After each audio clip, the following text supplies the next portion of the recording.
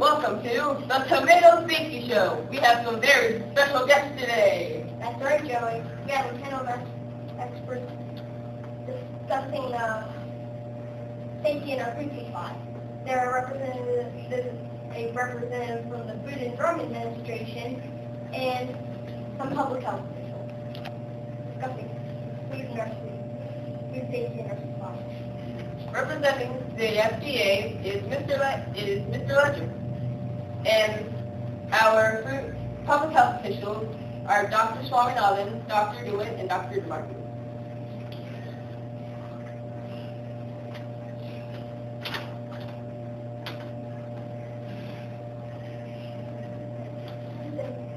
Do you know how safe your tomatoes are?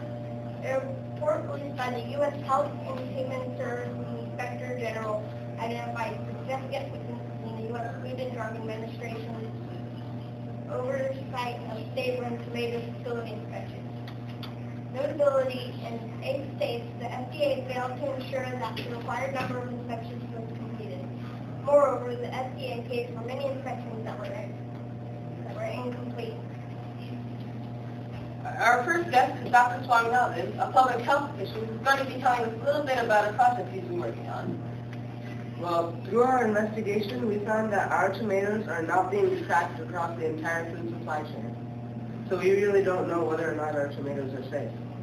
Well, we already have something in place to address that problem, our food health test. The FDA has investigated the factories by checking the food, take back to the bacterial labs, and inspecting it.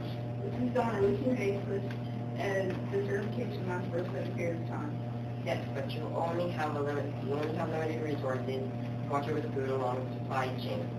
This is done on, and these checks are done voluntarily.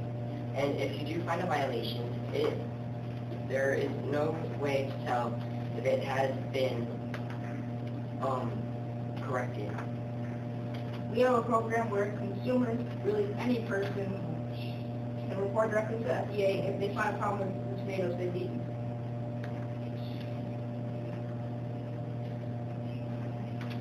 Let's get back to the problem. Dr. S says that tomatoes are not being tracked as it goes along the supply chain. Dr. Foley, why is that for the public? It's not for the public because if an outbreak occurs, it is harder to track because nobody knows where the outbreak started. What is our answer to this problem? The honest answer is nothing, and no one other than the FDA is doing anything about it.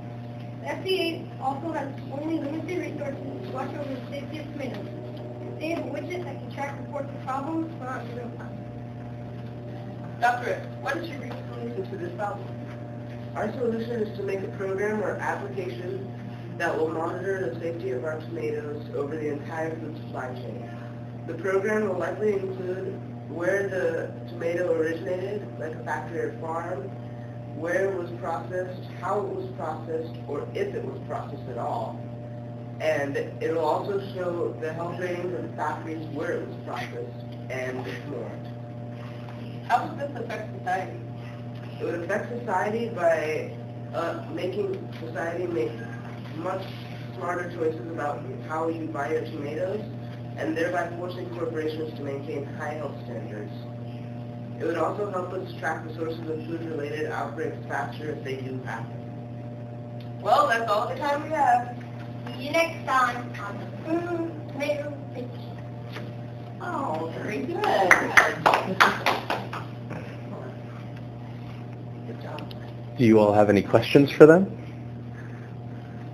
I do. Go ahead. What kind of food-related sicknesses that you could get are you talking about?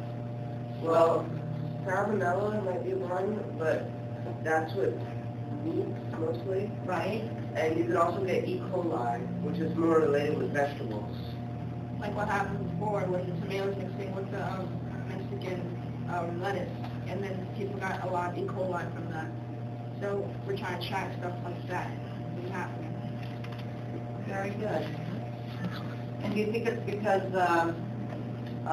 you could get E. coli maybe from it because of what? Well, you can get it from the skin if you eat the food without skimming it first because of all the pesticides used on it, you may get sick from that. Pesticides And you could also get sick from if the food was infected. At the farm itself, if you don't know how it was processed, if there's anything wrong with the sanitation in that plant, it goes directly to the food that they make.